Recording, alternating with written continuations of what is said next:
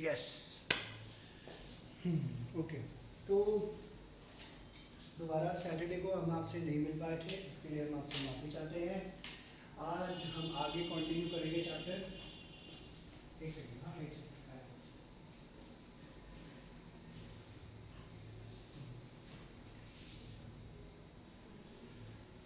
तो हमारा जो है लिक्विड डिमांड और सप्लाई वाला चैप्टर चल रहा था, हमने काफ़ी हद तक ये पूरा कर लिया था। तो इसमें अब जो आगे हमें करना है, थ्योरेटिकल पोर्शन मैंने आपको ऑलमोस्ट सारा करा दिया था। इसको देख लो, तो थोड़ा सा हमारा बचा हुआ था, तो वो एक बार पहले कर लेते हैं, फिर आगे बढ़ते हैं हम लोग।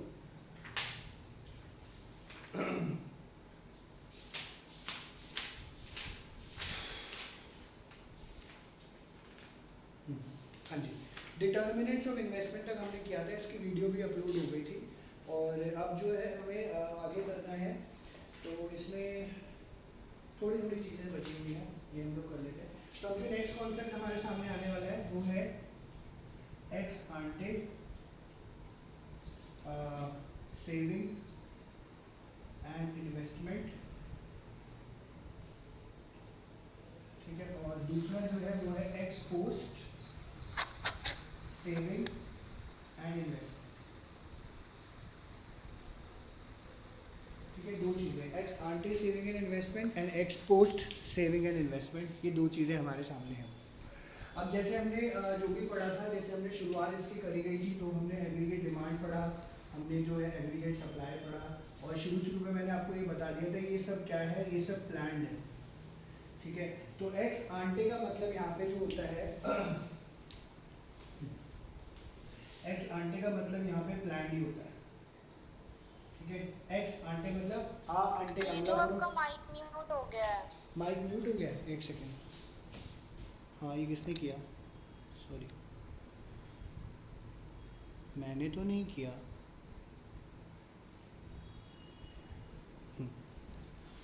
एक सेकेंड रुको, हाँ ठीक है, अब ठीक है।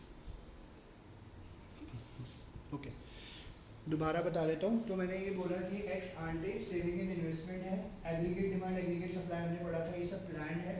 एक्स आंटे का मतलब प्लान्ड होता है, आ आंटे अमलापुरम, एक्स आंटे प्लान्डपुरम। ठीक है, तो ये हमें यहाँ पे समझना है। दूसरा, ये जो फिर से म्यूट हो गया। ये कोई मज़े ले रहा है बैठ के? कोई नहीं बेटे, पता चलेगा मुझे कौन ले रहा है।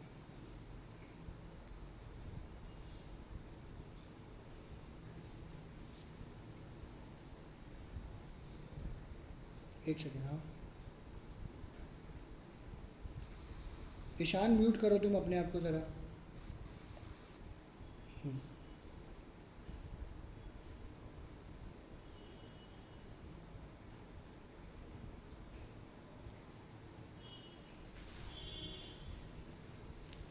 ओके, तो ex ante saving and investment मैंने बताया प्लान्ड, और दूसरा एक्स पोस्ट है। ठीक है, एक्स पोस्ट यहाँ पे जो होता है ये एक्चुअल है हमारा। ठीक है, यानी एक्चुअल जो चीज़ें करते हैं, अब लिखा हुआ है तो आपको देख के ही समझ आ रहा होगा यहाँ पे। ठीक है, ex ante saving and investment है, तो ये प्लान्ड कहलाता है। प्लान्ड सेविंग यानी आपने शुरुआत जो है सोची होगी कि मैं इतनी सेविंग करूँगी या करूँगा, या इतनी इन्वेस्टमेंट करूँगी या करूँगा, ये प्लान्ड के पॉइंट ऑफ व्यू से यहाँ पे सोचा जाता है। एक सेकंड जरा, मैं लाइटिंग बंद कर दूँ थोड़ी सी। अब बेटर, हाँ जी अब ठीक है।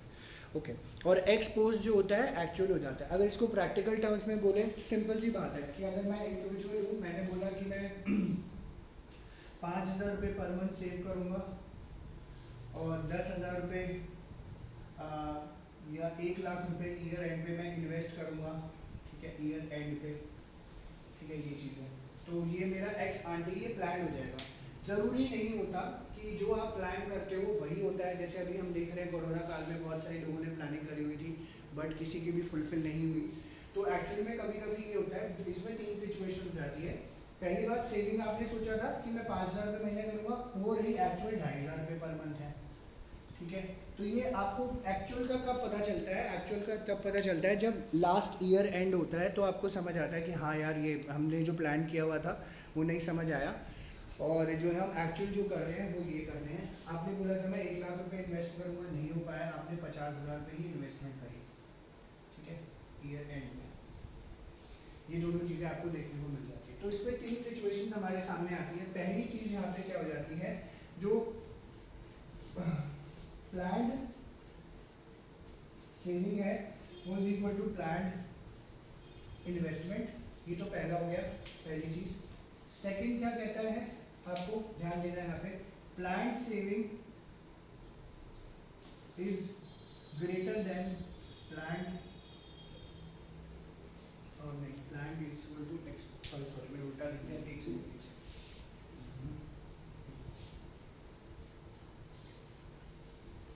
Planned saving is equal to actual saving, मैंने उल्टा लिख दिया था, एक्चुअल सेविंग। फिर आपका आ जाता है planned investment is equal to actual investment, ठीक है। और ऐसा भी हो सकता है कि आपका प्लान सेविंग जो है वो ग्रेटर देन जो है इन्वेस्टमेंट हो सकता है, और सेविंग लेस देन इन्वेस्टमेंट भी हो सकता है, ऐसा भी हो सकता है, ठीक है। उल्टा उल्टा केस, सेविंग भी हो सकती है, ये भी हो सकता है, बट जो एक्चुअल यहाँ पे देखा जाता है तो इसमें क्या बोलते हैं, जैसे मैं बता देता हूँ, ठीक है। अगर आप यहाँ पे देखोगे तो प्लान सेविंग है फॉर एग्जांपल, तो सेविंग प्लान वाली ग्रेटर देन एक्चुअल भी हो सकती है, एक्चुअल सेविंग, और plan saving less than actual saving भी हो सकती है।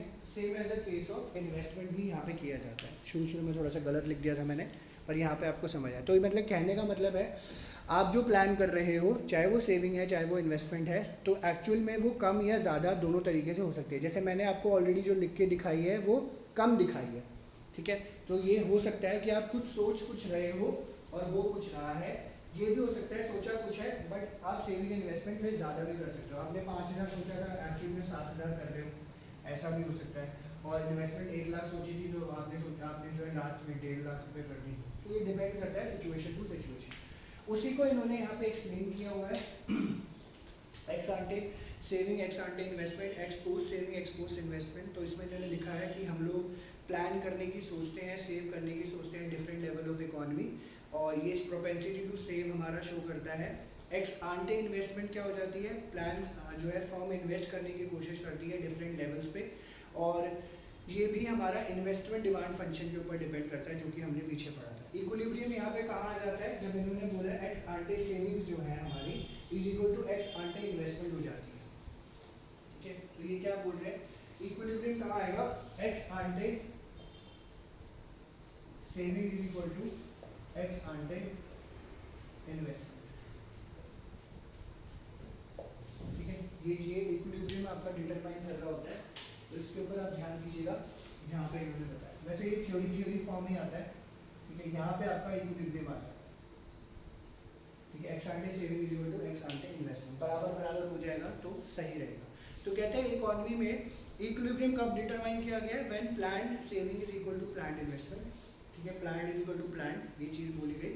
हाउएवर दोनों जो कॉन्सेप्ट है वो इक्विलिब्रियम लेवल ऑफ इनकम पे ही डिटरमाइन किया जाता है। It happens because of 3 reason. Because क्या होता है, ऐसे 3 रीजन इसके पीछे।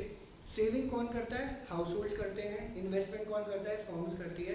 तो सेवर और इन्वेस्टर की जो प्रायोरिटीज होती है वो दोनों डिफरेंट होती है, पहली चीज़। सेविंग छोटे छोटे अमाउंट में की जाती है, इन्वेस्टमेंट बड़े अमाउंट में की जाती है, जैसे मैंने आपको यहाँ पे लिख के लिखा भी दिया। फिर सेविंग आप फ्यूचर कॉन्टीजेंसीज के लिए सेव कर रहे होते हो पैसा, इन्वेस्टमेंट आप प्रॉफिट मोटिव के लिए कर रहे होते हो।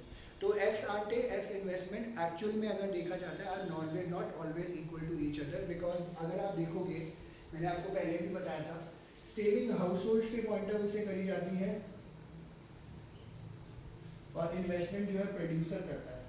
तो दोनों की प्रायोरिटीज बड़ी डिफरेंट होती है। हम थोड़ा थोड़ा सेव कर रहे हैं, हाउस होल्ड है, इन्वेस्टमेंट बहुत बड़ी बड़ी हो जाती है, तो वो आपको देख के चलना पड़ता है यहाँ पे।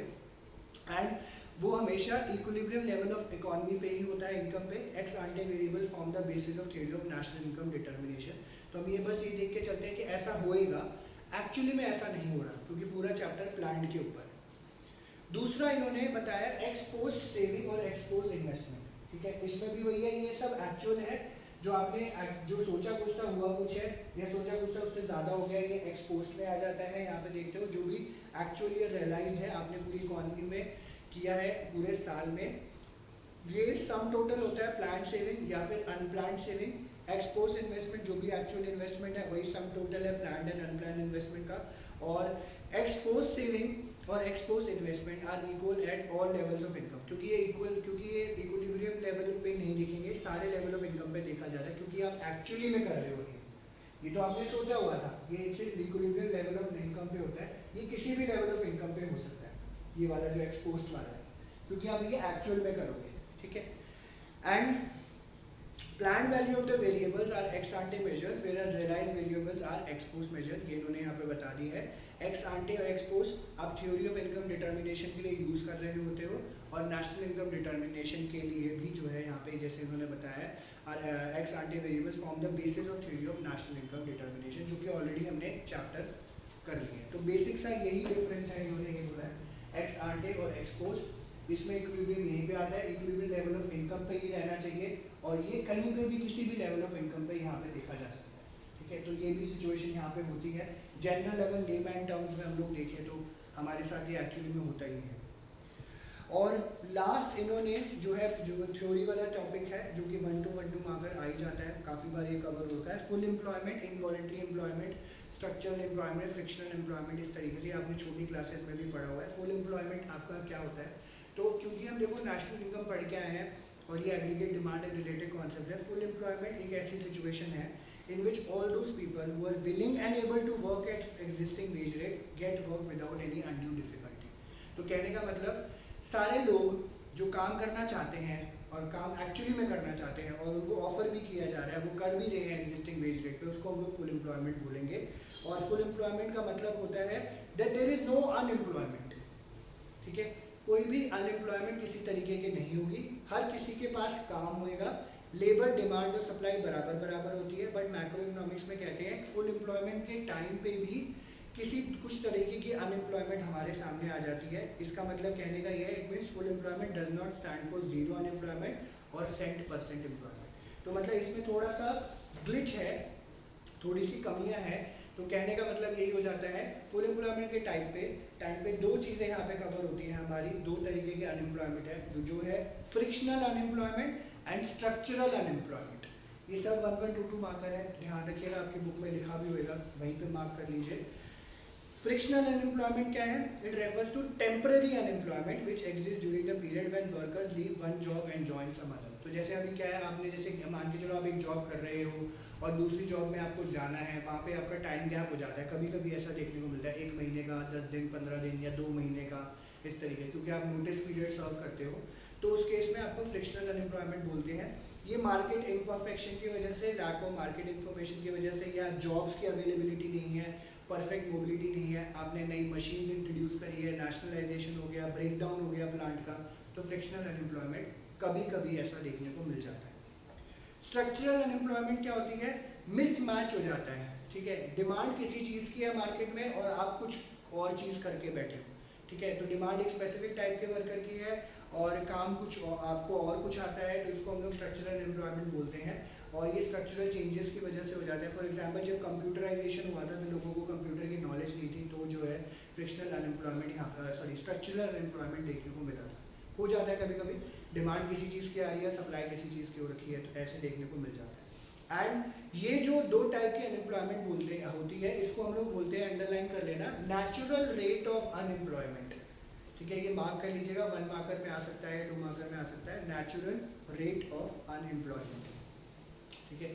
साथ के साथ ये पहले नहीं कवर होता था, एक छोटा सा टॉपिक इन्होंने और दिया हुआ है कि फुल एम्प्लॉयमेंट का कॉन्सेप्ट जो है आप लेबर फोर्स के पॉइंट ऑफ व्यू से कंटेक्स्ट में समझते हो, that is working population and not the total population. तो लेबर फोर्स क्या हो जाता है, आपकी वर्किंग पॉपुलेशन बताती है, ठीक है। तो वर्किंग पॉपुलेशन उन पॉपुलेशन को बोलते हैं जो एक्चुअली में काम कर रही है इकोनॉमी में, ठीक है, उनकी ज़रूरत भी है, वो काम भी कर रहे हैं, उनको वर्किंग पॉपुलेशन बोलेंगे। क्योंकि कई ऐसे लोग होते हैं जिनके पास काम नहीं होता है तो उनको इंक्लूड नहीं करते हैं।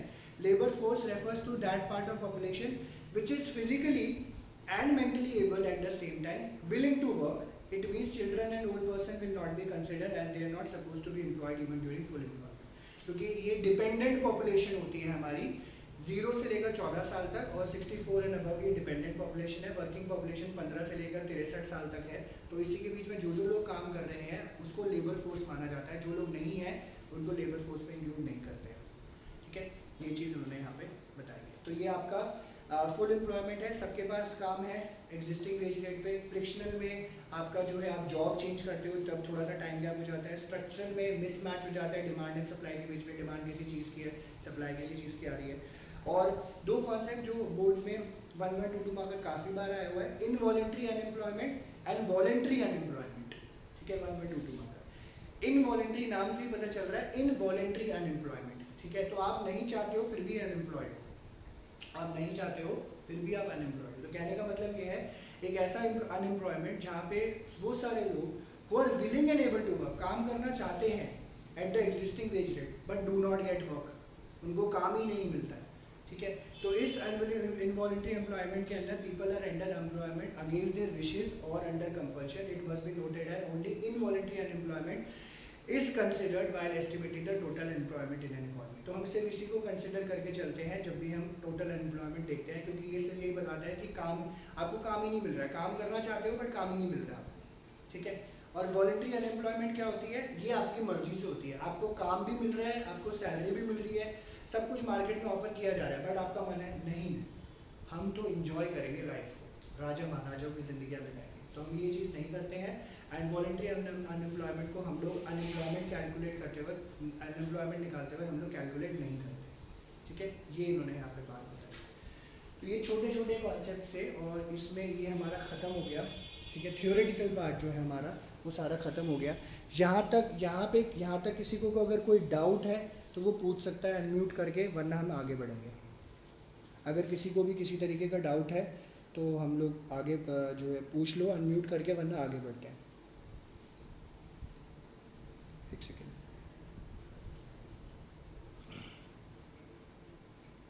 ओके, तो आई थिंक किसी को किसी तरीके का डाउट नहीं है, कोई नहीं, हम निकाल देंगे।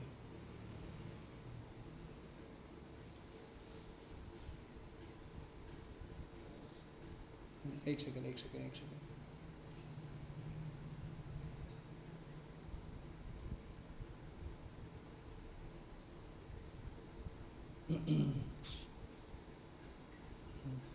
अंकित कहाँ चले गए थे भाई ग्रुप छोड़ के? अभी गुरुवंश चला गया, सबको मज़ा आ रहा लगता है ग्रुप छोड़ने में।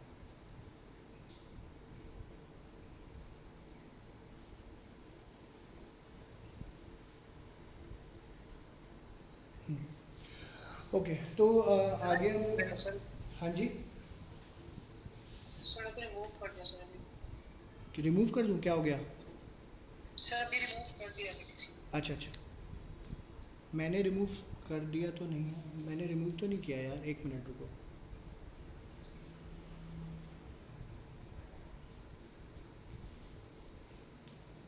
हाँ, कनेक्टेड ही हो। गुरुवंश आवाज़ आ रही है ना मेरी तुम्हें? यस सर, आ रही है सर। ठीक है।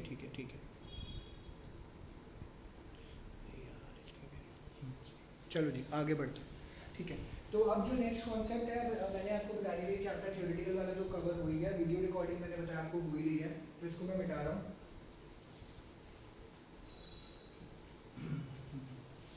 अब इसका न्यूमेरिकल का पोर्शन है जो आपको करना है। मैंने इसको आपके साथ साथ इसलिए करा दिया था क्योंकि पहले नेशनल इनकम का थोड़ा सा रिदम बना हुआ है न्यूमेरिकल करने वाला, तो मैंने बोला चलो ठीक है, बेटर है कि इसको साथ साथ ही करा दिया जाए। तो आप देख रहे हो आपकी बुक में भी ना इंपॉर्टेंट फॉर्मूले 7.19 पेज पे लिखे हुए हैं। वैसे तो मेरी बुक में 7.19 पे, आपकी बुक में क्या है वो आप देख लीजिएगा, ठीक है। तो इसके फॉर्मूले मैं बोर्ड पे भी लिख रहा हूँ, तो प्लीज़ ध्यान दीजिएगा। तो ये इस फॉर्मूले से आपका न्यूमेरिकल जो है इस चैप्टर का वो हुई है,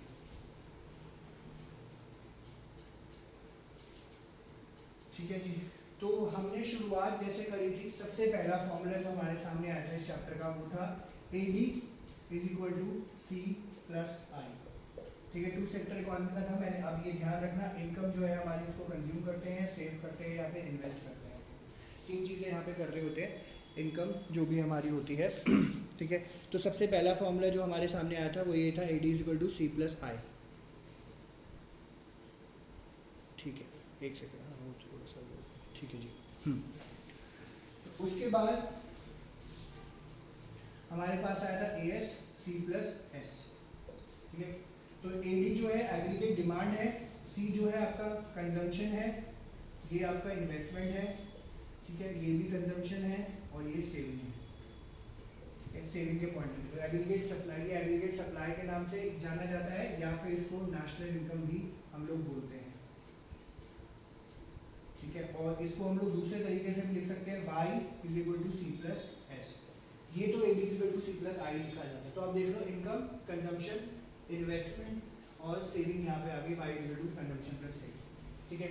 इस तो एक बार प्लीज़ ये लिख लीजिए, A D is equal to C plus I, consumption plus investment, A S is equal to C plus S, income is equal to consumption plus saving, A P C S C upon Y, A P S S upon Y, M P C delta C upon delta Y, M P S delta S upon delta Y. C सारा consumption है, delta C change in consumption है, Y change income है, delta Y change in income है, ये saving है यहाँ पे, और नीचे इनकम है ये वाली वाई, और ये चेंज इन सेविंग है और ये चेंज इन इनकम है, ठीक है। इस तरीके से लिखा है।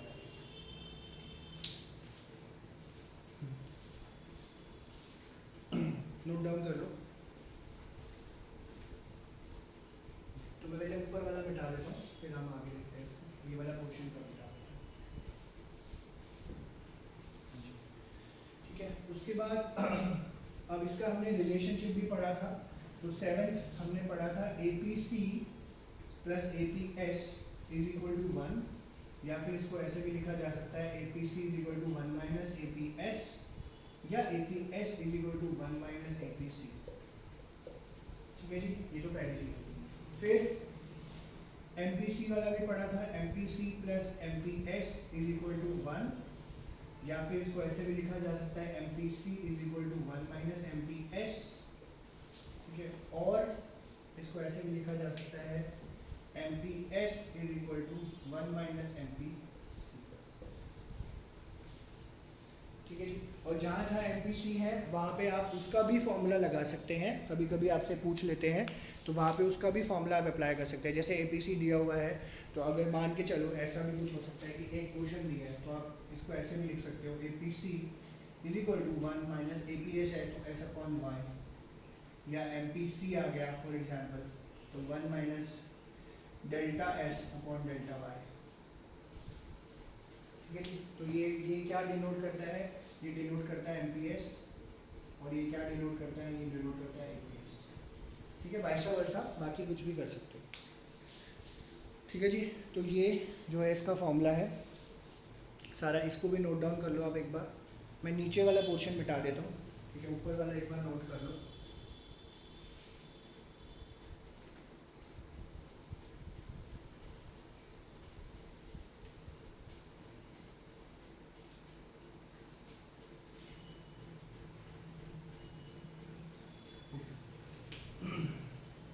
तो वीडियो थोड़ी क्लियर नहीं आ रही, हाँ,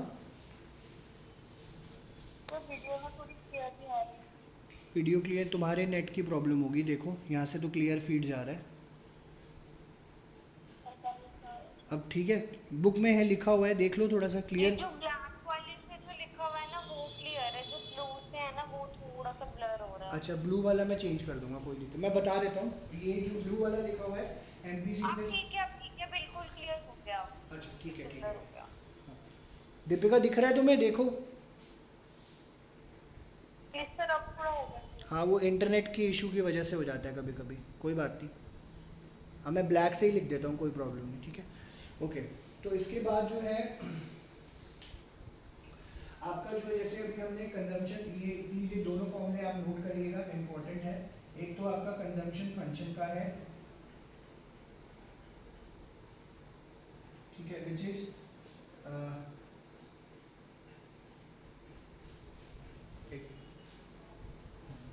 तो कंजम्पशन फंक्शन रिप्रेजेंट होता है सी से, सी बार प्लस बी वाई। ये मैं पहले करा रहा हूँ ताकि एक आइडिया रहे कि एक्चुअली में है क्या। सी तो हमारा ये कंजम्पशन ही होता है, इसको बोलते हैं कंजम्पशन एक्सपेंडिचर, ठीक है, कंजम्पशन एक्सपेंडिचर। नोट डाउन कर लेना प्लीज इसको, एक जगह फॉर्मूला आपके पास एक जगह एक पेपर पे होना चाहिए। ये मत बोलना कि सर ये याद नहीं रहा, वो याद नहीं रहा, ठीक है। नेशनल इनकम में मैंने देखा था क्या किया था आप लोगों ने, एक जगह लिख लो ना, रेफर करो, सारे फॉर्मूले रेफर कर करके क्वेश्चन करो, 10 बार देखो, जितनी बार देखोगे जल्दी याद होएगा, ठीक है। ये सी बार क्या होता है, ये है ऑटोनॉमस कंजम्पशन,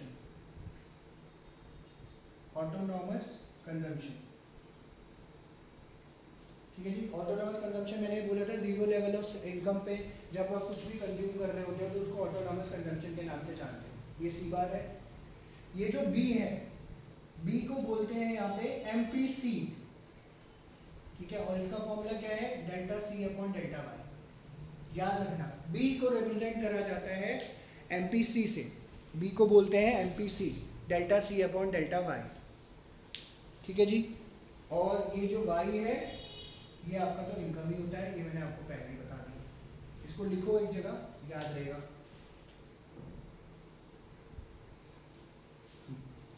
ये कंजम्पशन फंक्शन का फॉर्मूला है, स्टार मार्क कर लेना, इंपॉर्टेंट है। सी से consumption expenditure is equal to C bar autonomous consumption, zero level of income पे जो आप कंज्यूम कर रहे होते हो उसको ऑटोनॉमस कंजम्पशन बोलते हैं। बी जो है एमपीसी है, delta C upon delta Y, formula भी लग जाता है, वैसे भी निकल जाएगा, और वाई जो है इनकम के नाम से दिया जाता है। और मैंने आपको बताया था चाहे एपीसी, एपीएस, एमपीसी, एमपीएस, ये जो भी चीज़ें आएंगी आपको डेसिमल्स में लिखनी है, ये याद रखना।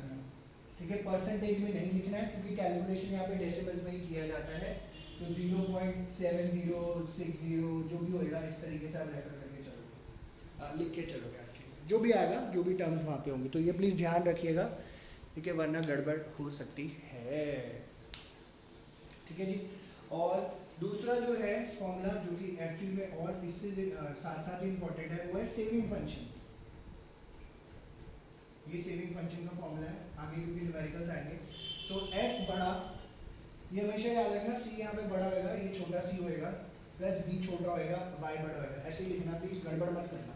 ठीक है, ये स्टैंडर्ड है, इसी तरीके से लिखना होता है।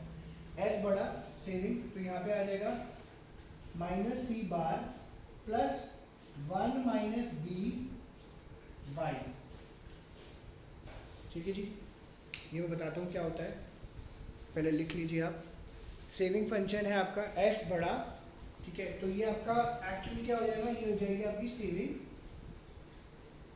ठीक है जी, माइनस सी बार क्या होता है, इसको बोलते हैं डिस सेविंग, डिस सेविंग, या फिर ये ऑटोनॉमस कंजम्पशन ही है एक्चुअली में देखा जाए तो। ठीक है, ऑटोनॉमस कंजम्पशन कैसे है, देखो सी बार है पॉजिटिव, माइनस सी बार है, तो माइनस सी बार क्या है, आपने अपनी सेविंग से पैसा निकाल लिया था। मैंने बताया था आपको, क्लासेस में एक्सप्लेन किया था कि आपकी सेविंग पड़ी थी, कोरोना टाइम्स में आपने वो पैसे निकाल के खर्च किए तो आपका अकाउंट कम होता गया, तो माइनस लग जाता है बस उसके, minus 20,000, minus 10,000, minus 1 lakh, minus 10 lakh. तो माइनस सी बार डिस सेविंग बुलाते हैं, या फिर ऑटोनॉमस कंजम्पशन नेगेटिव में। अगर आपको ऑटोनॉमस इस क्वेश्चन के अंदर ऑटोनॉमस कंजम्पशन दिया है तो वो बात वही है, डिस सेविंग ही है। ठीक है, तो माइनस सी बार लिख देना, उसके आगे माइनस लगा देना, ऑटोमेटिकली काम हो जाएगा। ठीक है जी, ये जो 1 माइनस बी है, तो ये आप देखो कहाँ से आया, इधर था बी, आपने इसमें से 1 माइनस कर दिया, तो यहाँ पे देखो इस तरीके से एमपीसी दिया हुआ है, तो एमपीसी हमारा तो पता है एमपीएस, तो ये एक्चुअली में क्या होता है 1 माइनस बी, तो यहाँ देखिएगा 1 माइनस बी, तो ये क्या आया एमपीएस। ठीक है, ये ध्यान देना, तो इसको क्या बोलते हैं, 1 माइनस बी होता है हमारा MPS, delta S upon delta Y, और वाई जो है हमारी इनकम है, वाई जो है हमारी इनकम है। ठीक है जी, ध्यान दीजिए, सेविंग फंक्शन एस बड़ा is equal to saving is equal to minus C bar is dissaving या फिर autonomous consumption, plus 1 minus B, 1 minus B is MPS, MPS का formula delta S upon delta Y है, और Y जो है आपकी income है। तो ये जो फॉर्मूला है एज इट इज ही लिखना होगा, तो यहाँ पे ये है सी बड़ा है, ठीक है, और यहाँ पे एस बड़ा है,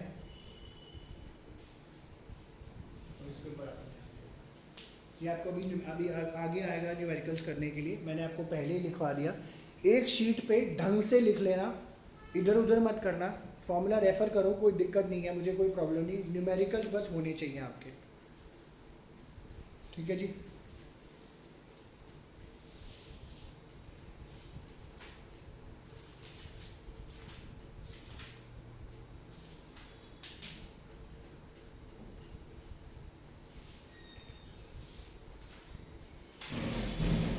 डाउन कर लो एक बार, नोट डाउन करना है तो।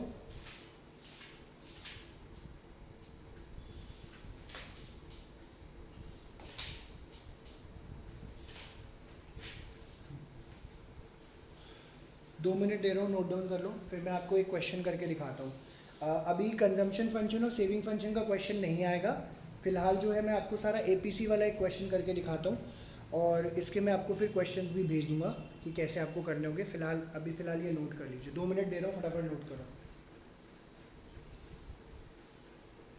और ये रजिस्टर गुम मत करना, एक जगह लिख लेना, याद रहेगा।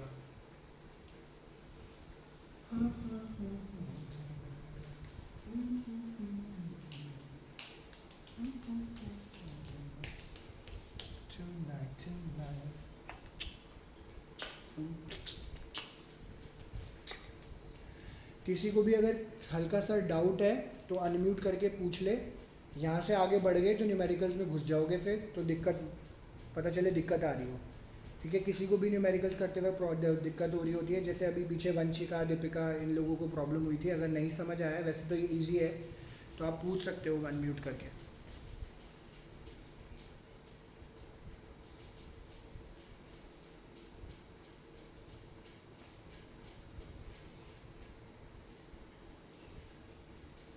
ओके, चलो जी, मैं इसको मिटा रहा हूँ। एक मैं आपके लिए क्वेश्चन करके दिखाता हूँ। ठीक है, ये क्वेश्चन मैं आपको बता भी देता हूँ। अनसॉल्व न्यूमेरिकल्स हैं, अनसॉल्व प्रैक्टिकल्स है, 7.44 पेज है मेरा। पेज क्वेश्चन नंबर 3 निकाल लेना, क्वेश्चन नंबर 3, 7.44 पेज पे क्वेश्चन निकाल लो। मैं आपको सॉल्व करके यहाँ दिखा रहा हूँ। ठीक है, और ये सब मैं मिटा रहा हूँ, सब मैं मिटा रहा हूँ। ठीक है जी,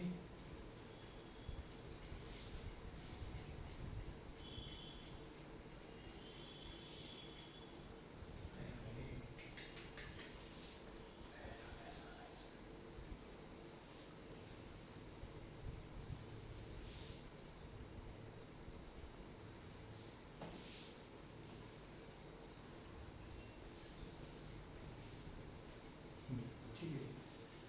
तो ये जो क्वेश्चन नंबर 3 है, इसमें आपको बोल रहे हैं कैलकुलेट एमपीसी। ये क्वेश्चन नोट डाउन कर लेना, एमपीएस। हमें दो चीज़ें बोलनी है, बट मैं आपके लिए इसमें एपीसी भी निकालूंगा और एपीएस भी निकालूंगा। तो हम ये सारे क्वेश्चन कंबाइन करके कर रहे हैं ताकि एक आइडिया रहे कि कैसे निकलेगा। क्वेश्चन है, आपको इनकम दिया हुआ है विच इज़ वाई से रिप्रेजेंट करते हैं, वो है 100, 200, 100, 200, 300, 400, 500। लाइन मार दीजिए ऐसे, लाइन मारने में सारे एक्सपर्ट है हम लोग। कंजम्पशन, ठीक है, जो कि सी से रिप्रेजेंट करा जाता है। तो आप ये देख रहे हैं 100 पे कंजम्पशन 50 के 160, 85, 160, 85, 160, 235, 310, 235, 310 and 400। ठीक है, और आप इसी के हिसाब से ये टैबुलर स्टेटमेंट बना के ही करना होता है आपको। कोई ऐसे अपना जुगाड़ मत लगाना, इजी हो जाता है। बाकी आपको जो कन्वीनियंट लगे कोई दिक्कत नहीं है। वर्किंग नोट्स आपको इसमें दिखाने पड़ेंगे अगर यूज़ होते हैं तो, वरना आप सीधा सीधा भी कर सकते हैं। अब जैसे इसमें आपको अगर, अब देखो इनकम और कंजम्पशन दिया हुआ है और एमपीसी एमपीएस भी बोल रहा है, एपीसी एपीएस मैंने अपनी तरफ से बोला है। ठीक है, तो सबसे पहले आप सेविंग आपको निकालनी पड़ेगी भाई साहब। तो आप निकालें सेविंग। सेविंग होता है एस। कैसे निकलेगा सेविंग? सेविंग निकालने के लिए हमें क्या करना पड़ेगा? इनकम में से कंजम्पशन माइनस करना पड़ेगा। तो ये कर दोगे, इनकम में से consumption minus, saving is equal to Y minus C. मैंने आपको पीछे फॉर्मूला बता दिया था, उल्ट पुल्ट कर सकते हो आप, कोई दिक्कत वाली बात नहीं। ये मैं सॉल्व करके आपको दिखा सकता हूँ। ठीक है, 100 में से 85 गए 15, 200 में से 160 गए 40, 300 में से 235 गए 65,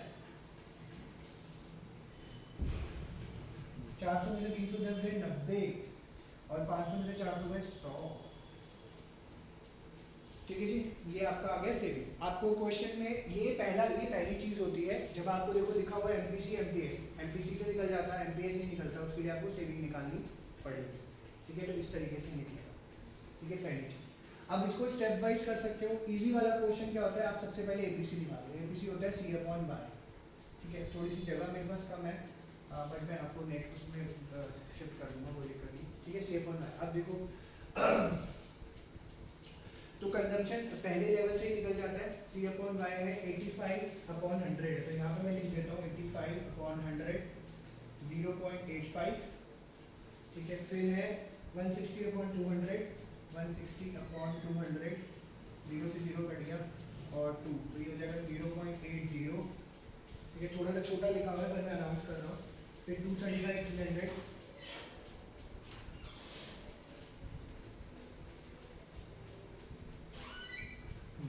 235 अपॉन 300 है, जो भी आएगा आइटम, ठीक है। मुझे अब मैं कैलकुलेट नहीं कर रहा हूँ, ये अप्रॉक्सीमेटली आ जाएगा। लिख देता हूँ यहाँ पे, मेरे को कैलकुलेट अभी क्योंकि इसका आंसर भी नहीं दिया हुआ। फिर दिया हुआ है आपका 300 अपॉन 10 310 अपॉन 400, ठीक है। इसको कैलकुलेट कर लेना। 400 अपॉन 500, ये भी 0.80, यहाँ पे 0, ये 500 0.80 होगा। इसको कैलकुलेट कर लेना। एपीसी ऐसे निकलेगा। कैसे निकाला मैंने, ये यहाँ पे ले गया, कंजम्पशन अपॉन इनकम था, ये कंजम्पशन, ये इनकम, ये पॉइंट्स लिए, ठीक है। ऐसे ऐसे निकलेगा। अब ऐसे ही एपीएस निकालना है, ठीक है। तो एपीएस क्या होता है, एस अपॉन वाई। अब इसमें भी देखो यहाँ, अब ये पोर्शन हमें लेने हैं, ठीक है। ये मैं कर देता हूँ। सो सेविंग ने दिया, ये दिया, तो ये हो जाएगा 15 अपॉन 100, ठीक है जी। फिर 40 अपॉन 200, 65 अपॉन 300, 90 अपॉन 400 और 100 अपॉन 500, ठीक है। ये आ गया एपीएस आपका, ठीक है। तो ये मैंने इस तरीके से निकाली, ये star star star star star, इधर स्टार लगा देता हूं, ठीक है। ये आपका एपीएस आ जाएगा। इसको आप सॉल्व कर लेना। ये आ जाएगा वैसे 0.15 और एक 0.20, इसका मुझे पता नहीं, 0.20 इस तरीके से आएगा, ठीक है। 0.15 0.20 0.20। प्लीज़ मेरी कैलकुलेशन के लिए मत वो करना, मैंने जल्दी जल्दी में किया है। बाकी स्टेप मैंने आपको बता दिया है, तो स्टेप तो इसी वजह से, इसी से हिसाब से चलेगा। अब आप आते हो एमपीसी पे, ठीक है। एमपीसी क्या होता है, delta C upon delta Y. अब ये चेंज है, तो आपको इसमें थोड़ा सा समझ के चलना पड़ेगा। Change in income, change in consumption है, तो चेंज तो ना अगले अगले स्टेप पे होता है। तो आप ये देखोगे इस तरीके से चेंज निकलेगा आपका। ये चेंज के लिए सिंपल लगा दिया मैंने, ठीक है। ये ऐसे करके, ठीक है। इसमें भी जो चेंज इस तरीके से निकलेगा, ठीक है। तो सब इसमें क्या होगा, एमपीसी और एमपीएस जब भी आप करोगे तो पहले लेवल पे तो कुछ नहीं आएगा, क्योंकि पहले लेवल पे तो कोई चेंज नहीं है। पहले लेवल पे एमपीसी एमपीएस पे कुछ नहीं आएगा, कुछ नहीं, ध्यान दीजिएगा इस बात का। अब नेक्स्ट पे चलोगे तो आप देखो डेल्टा सी कंजम्पशन का कितना चेंज है, 85 से 160 हो रहा है, तो ये हो जाएगा आपका 160 75, ठीक है जी। हाँ 75, तो ये हो जाएगा 75। और इनकम में कितना चेंज है, 100 से 200 हो रहा है, तो ये 100, तो ये आ जाएगा 0.75, ठीक है जी। 85 से 160 हो रहा है, 85 से 160 माइनस कर दो, नीचे से ऊपर वाला या ऊपर से नीचे वाला, नेगेटिव साइन लाइन नहीं लगाना आपको फिलहाल, ठीक है। तो इस तरीके से आपका आ जाएगा, तो ये आ जाएगा आपका 0.75 एमपीसी माइनस, ओके। फिर दूसरा 235 से 160 हो रहा है, तो 235 माइनस 160,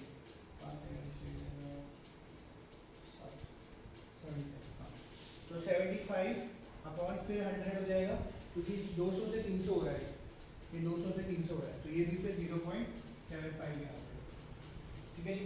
फिर 235 से 310 हो रहा है, 310 माइनस 235, तो ये हो जाएगा 65 अपॉन 100, क्योंकि 65 तो इसका चेंज हो गया और 100 का चेंज यहाँ पे कांस्टेंट है, तो ये 0.65 आ गया, ठीक है।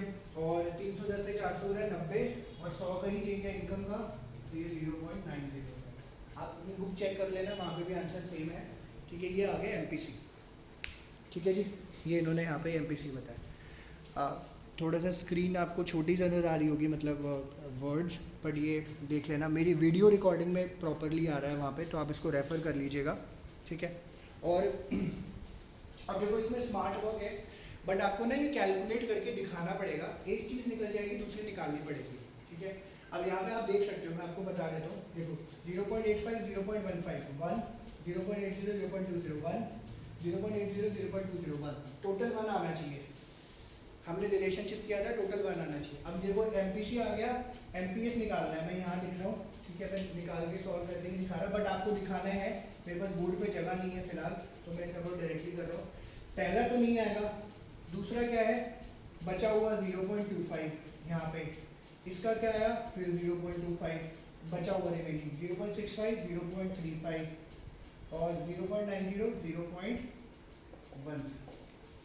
ये MPS हो गया आपका बचा हुआ। और टोटल करके देखो 0.75 0.25 1 75 25 1 65 35 1 90 और 10 1, तो ये ऐसे 1 आपको टोटलिटी में आएगा। ये क्रॉस चेक करने का तरीका है।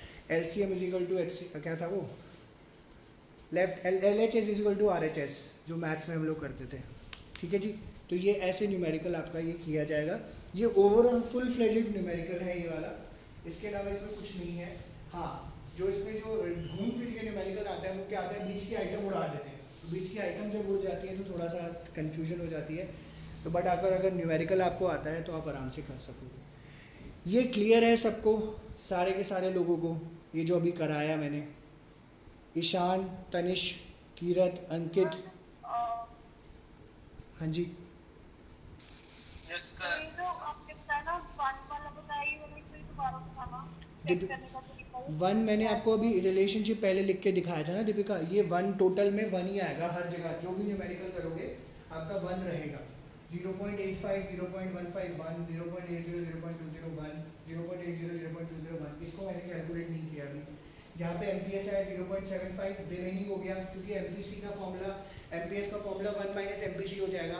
बट आपको कैलकुलेट करके दिखाना पड़ेगा, चाहे वो MPS लगा दो 1 माइनस MPS, ठीक है, या 1 माइनस MPC या delta S upon delta Y. यहाँ पे एक्चुअली में delta S upon delta Y दिखाना था, या दूसरा फॉर्मूला भी लगा के दिखा सकते हो, कोई दिक्कत नहीं।